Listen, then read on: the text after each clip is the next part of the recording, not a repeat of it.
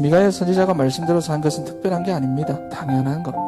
많은 성도들의 말을 들어보면 11조 꼬박꼬박 하는 것, 매주 예배 참석하는 것 특별한 걸로 되어 있습니다. 전도 말할 것도 없습니다. 그런데 그냥 예배만 드리는 게 아니라 말씀을 붙잡는다 이러면 특별한 정도가 아니라 스페셜 원이죠. 여러분, 이게 근데 좋은 말이 아닙니다. 심각한 문제. 그만큼 청년 현장이 지금 타락했다는 말이에요. 성도들이 타락했다는 말이에요. 하나님은 아시는데 나는 몰라요. 언약의 백성이 말씀을 안 듣고 안 믿고 안 붙잡고 따라가지 않는다. 그러니 뭐가 찾아옵니까?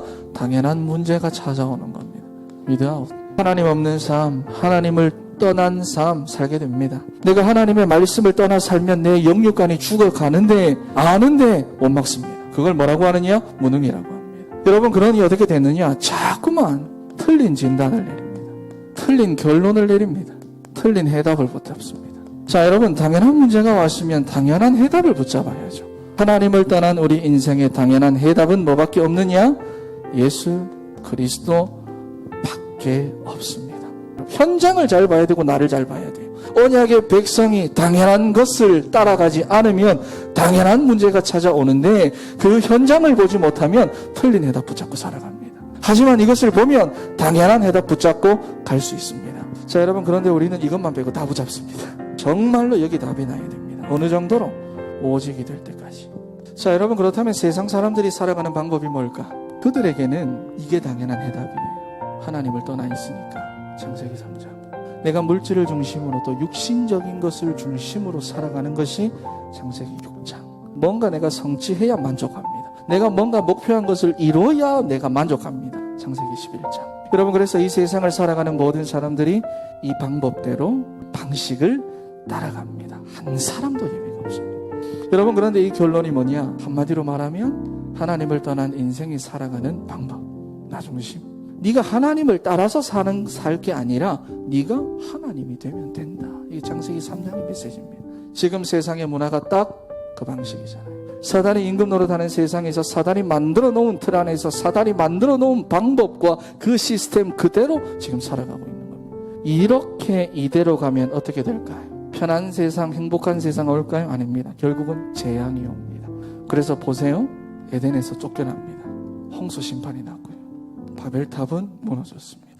세상의 상태를 잘 봐야 됩니다. 재앙이 올 수밖에 없는 흐름으로 지금도 이 세상은 흘러가고 있습니다. 그런데 문제는 정확한 문제의식이 없다는 겁니다. 믿는다는 성도들이나 청년들이 오히려 여기에 노출되어서 이 방법과 이 방식대로 살아가고 있습니다. 여러분, 구원받은 하나님의 백성은 다른 방법으로 살아야 됩니다. 사도행전 1장 1절 그리스도입니다. 사도행전 1장 3절 하나님의 나라입니다. 사도행전 1장 8절 성령 충만입니다. 나는 뭐하다 전부 다 여기잖아. 하나님의 방법 안에 있으면 여러분, 나는 사실 힘이 없어도 괜찮고 연약해도 괜찮고 무능해도 괜찮고요. 되는 게 없어도 괜찮아요. 여러분, 그래서 갈라디아 2장 20절 말씀이 그래서 대단한 메시지입니다. 내가 그리스도와 함께 십자가에 못 박혔나니 그런즉 이제는 내가 사는 것이 아니요 오직 내 안에 그리스도께서 사시는 것이라. 이제 내가 육체 가운데 사는 것은 나를 사랑하사 나를 위하여 자기 자신을 버리신 하나님의 아들을 믿는 믿음 안에서 사는 것이라. 왜 인간에게 실패가 찾아올 수밖에 없는지 그 원인을 정확하게 바울이 본 겁니다. 내가 살아야 하고 내가 잘 돼야 하고 내가 성공해야 되고 내가 중심이 되어야 하는데 갈라디아 2장 20절은 내가 나를 부인하고 내가 그리스도와 함께 죽었더니 결국 내 안에 계신 그리스도로 인하여 여기에 있던 내가 살아나는 겁니다. 그래야 하나님이 주시는 힘으로 살아갈 수가 있는 겁니다. 원래의 모습을 회복하는 거예요. 여러분, 그래서 우리는 인생을 살아가는 나의 방법도 달라야 됩니다. 이미 우리 인생의 모든 문제를 끝내신 그리스도가 내 삶의 중심이 되도록 시작하면 됩니다. 그러면 내 인생의 문제는 누가 해결해 줍니까? 내 안에 계신 그리스도가 그 문제를 해결해 줍니다. 그래서 하나님께서 우리에게 주신 최고의 응답이 뭡니까? 주님이 나와 함께 하시겠다고 하신 임마누엘입니다.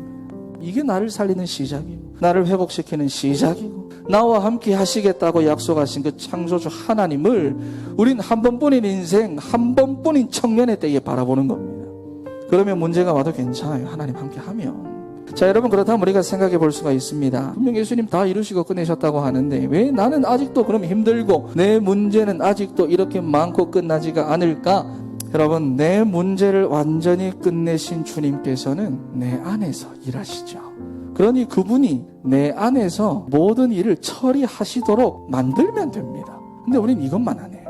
여러분, 당장 어제 아침부터 밤늦게까지 여러분들은 누가 뛰었습니까? 주님이 내 안에서 주인 되지 못하고 내가 내 인생의 주인 되어 뛴 겁니다. 하루 종일. 그런데 우리에게 이 각인이 얼마나 깊이 되어 있는지, 예수님께서 안 끝내신 게 아니라 끝내셨는데도 내가 아직도 안 끝내고 있습니다. 여러분, 맡기세요. 그리고 당연한 걸 하세요. 그렇지 않으면 나는 점점 어려워지는데 여러분, 그걸 막을 수 있는 힘이 없습니다. 틀린 진단하고 틀린 결론 내려서 틀린 것을 붙잡고 살게 됩니다. 못 막아요. 여러분, 정확한 문제의식을 가지고 봐야 됩니다. 나를 봐야 되고, 교회를 봐야 되고, 현장을 바라봐야 합니다. 지금은 재앙이 올 수밖에 없는 흐름으로 지금은 가고 있습니다. 하나님의 백성이 하나님의 방법으로만 가기만 하면 수천 년 동안 내가 우상 숭배했다고 해도 상관없습니다. 왜냐? 여자의 후손, 방주, 본토 친척 아베 집을 떠나라. 가나안으로 가라. 하나님의 언약 붙잡고 여러분, 단번에 하나님께서 끝내놓으신 그 길로 가세요. 하나님 이렇게 이끌어갑니다. 그러니 여러분, 아무리 힘들어도 절대로 다른 방법 붙잡지 마시고요. 내 안에서 책임지시도록 내 안에서 일하실 수 있는 공간을 내어주세요. 여러분, 그렇게 이번 한 주를 시작하는 사랑하는 우리 청년들이 되시기를 바랍니다.